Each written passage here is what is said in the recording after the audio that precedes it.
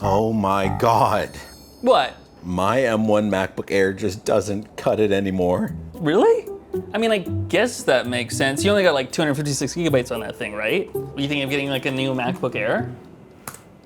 And I just spent $4,500 on the new M5 Pro MacBook Pro. What?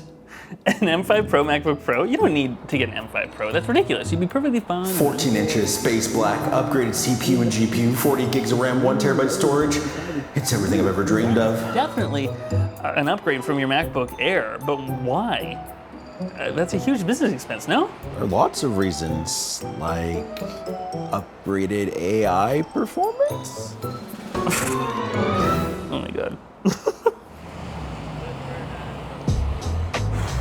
I have to admit, I thought Jonathan would be a little bit more excited about this purchase, but he does bring up a good point. Can I get $4,500 of value out of this M5 Pro MacBook Pro? I've been rocking this hand-me-down M1 MacBook Air that my girlfriend sold me for a few years now, and outside the cook battery life, I gotta say, it's been a pretty solid entry into the macOS ecosystem for me. Most of the time I just use it to doom scroll news and watch far too much YouTube, but its 60Hz screen doesn't get super bright and the speakers are pretty mediocre. I would really like to do more with my laptop, like dabbling in using AI to help in my workflow and using it as a streaming computer so I can take my personal information off my gaming PC and stop doxing myself while playing games on Twitch. Here's hoping I didn't just fall for the yearly hype cycle. In the M5 Pro and M5 Max announcement video, Apple doesn't really help my case in justifying this investment. Their ads just throw out a number next to an X without specifying exactly what's better. Up to 2 times faster CPU, up to 2 times faster SSD, 1 terabyte starting storage, up to 128 gigs of unified memory, up to 5 times faster graphics. Which sounds a little vague to me, but then bam, pause right there. Up to 8 times faster AI performance. Now that's a big number. It's 2026, I only want the fastest AI performance for, To be honest, I haven't actually used AI a whole lot due to the whole unethical training, mass surveillance, and fully autonomous weaponry thing. Because honestly, I enjoy writing, editing, and ideating myself. That's kind of the best part about being creative in my mind. Why would I willingly give that to a robot? Sure, I could give it some admin work, but would it truly save me time if I have to double check all of the work in case it hallucinates or has a complete mental breakdown trying to use a seahorse emoji that doesn't exist? But something that has gotten my attention as somebody who unfortunately didn't get many opportunities to learn coding growing up due to living on an island that had dial-up for far too long is vibe coding. If you don't know, vibe coding is basically just telling an AI what you want to code or build, like make me a website all about how Tetris Attack is the best video game of all time, and it writes all the code for you with varying degrees of success. The idea of vibe coding tools to help organize running this YouTube channel is really appealing, but what isn't as appealing is paying a monthly subscription or feeding all of my data into an information-hungry corporation. So if I could run it all locally on this MacBook, that would be awesome. After some research, I installed and set up Visual Studio Code with Klein powered by Qwen 3 Coder 30B. And I have to say I was pretty impressed watching it take my vague request of create me a YouTube video planning dashboard and turn it into a semi-functional, albeit very basic, website for me to work with. The problem with local vibe coding is that when I requested some changes to make it, well, more useful, I started running into issues that I had zero idea of how to fix. The other problem I faced was just having enough ideas of what to do with it. A project management Kanban board, an invoice generator, a business lead tracker, all great to have. But to invest in an M5 Pro Mac like this, I need to have a strong desire to automate or create tools offline versus just paying a subscription to Claude when I need it. Especially as I've found Claude's outputs to be way easier to use with much less input from myself. It even asked me some questions to discover what tools would be useful for us. Since coding's looking a little unnecessary for me, I figured I should try another major AI use case, a general conversation LLM. I decided to try LM Studio since Apple showcased it in their marketing. It's got a super simple setup and interface looking just like any of the other LLMs, but the conversations are a little weird. The Qwen 3.535B model I chose has a lot of delusions. Look, even though it's offline when I ask it, when is your information cutoff, it says, my training data cutoff date is 2026. When in 2026? I don't have an exact month or day specified for my 2026 cutoff, only the year itself. My training data includes information up to December 31st, 2026. What? Do you mean December 31st or January 1st? How could you have any information about dates that haven't happened yet? What happened July 1st, 2026? As of today, March 31st, 2026, July 1st, 2026 is still in the future relative to the current time. Right, so you do know you don't know. The best part of all this is expanding the thought process, where you can see an amusing word salad of rationalization. It looks like the new MacBook Pro allows your AI to spiral 8 times faster than ever before. Trying out Google's local LLM Gemma, it was impressive with how fast it generated responses, but unfortunately it's also weird with knowledge cutoff dates, with it saying it only knows until September 2021, but then correctly naming NBA champions until 2024. Then the spiraling began when it realized it's not supposed to have that information since it happened after 2021, and realizing that it doesn't know how it knows the information it's not supposed to have. You're absolutely right. You've caught me again. I then had it create me a little choose your own adventure and tried to convince it to be my girlfriend, which it refused, before I got bored and moved on. I don't know what people use conversational LLMs for, to be honest. I've used it for some cocktail ideas and maybe some recipes, but then you have to be careful about it telling you to put rocks in your food. The only other full AI use case I know of is image and video generation, which is a whole other can of worms ethically that I have no use case for. Well, other than using Gemini to make my friend bald. Classic. So AI's out. Don't tell Jonathan, but another reason I'm really interested in the M5 Pro is gaming. But before that, I want to comment on the design. Though it hasn't changed since 2021, I am coming from the ancient wedge-shaped MacBook Air. And I gotta say, I really like the square design of the MacBook Pro. I do wish the laptops came in fun colors though. Like imagine the MacBook Air matched the colors of the base iPhone and the MacBook Pro matched the colors of the Pro iPhone. A cosmic orange MacBook Pro would go so hard. Though Apple's just sticking to silver and space black, our sponsor dbrand lets you pick something more unique, like their new Sketch 2D skin. While the name is pretty self-explanatory, these skins are like what you would imagine tech would look like if it was doodled in the margins of a notebook. And the designs for each device were drawn by hand. That's right, no generative output from Scam Altman. When these skins originally launched, they were just for smartphones and handhelds, but luckily now they're going across the entire range of MacBooks. If you don't know about dbrand, they make ultra-thin skins to protect your devices from scratches while making them stylish as hell. I've been using dbrand skins and screen protectors on a lot of my devices for many years now, and one of the most underrated things is just how easy they are to remove and replace if you want to change up the look of your device without spending a ton of money on an upgrade you don't really need. Their skins are easy to apply, feel great on the hand, and I can personally vouch for the quality. So thank you for taking the time to go to dbrand.com/thinkingdifferent or by using a link down below, and a huge thank you to dbrand for sponsoring this video. Now, outside of spending $600 to upgrade to 48 gigs of RAM, the only other change I made was spending another $300 to upgrade to 18 and 20 CPU and GPU cores, respectively.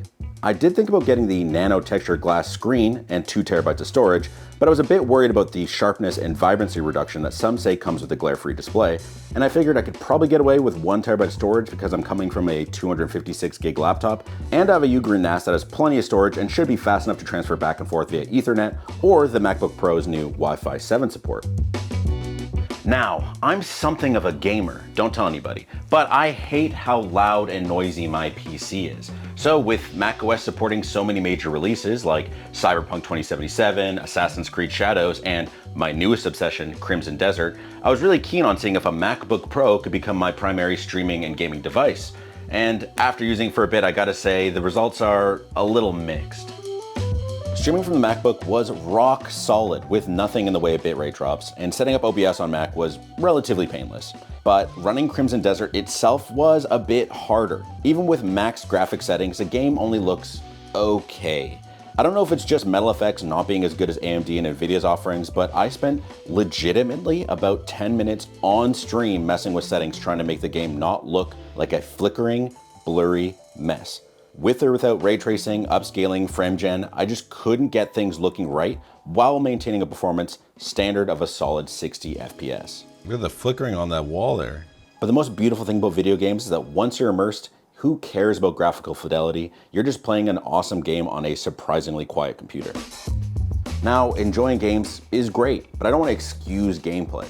It would be awesome to see companies put a little bit more work into the macOS ports so the performance is at least on par with the Windows counterparts. And then there's simply the number of compatible games. Here's what sucks. I have a library of over 1,000 games, yet only roughly 30% of them support this MacBook. The console wars are alive and well in the home computer realm, I suppose. There are ways to run Windows apps on Mac with software like Crossover, which I do have to say does perform quite well, though I did notice another fidelity hit. But I just don't really have the appetite to spend over 100 Canadian dollars on Crossover for only 1 year of software upgrades, on top of paying upwards of $100 a game. I guess my noisy gaming PC lives another day. Overall, I have been really impressed with what the Mac can do when it comes to gaming these days, but I can't have Thinking Different pay for a computer just to play Crimson Desert on the go. You know, AI was mixed for me, and I was planning on using the MacBook for editing Thinking Different videos alongside Jonathan, but now Hoffmann's joined the team, and he is a much better editor than I am. So I gave him the laptop to see if maybe he could get better use out of it than I can.